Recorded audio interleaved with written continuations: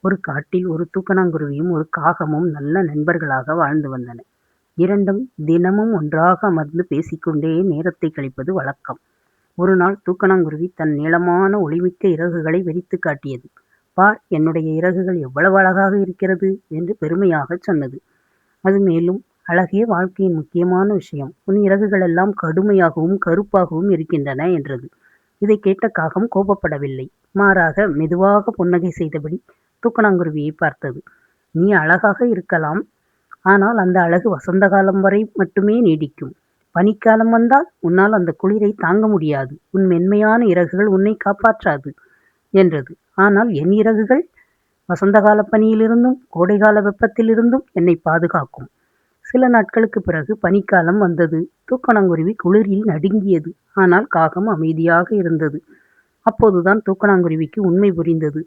அது தலைகுனிந்து, அழகை விட பயம்தான் முக்கியம் என்று எண்ணியது.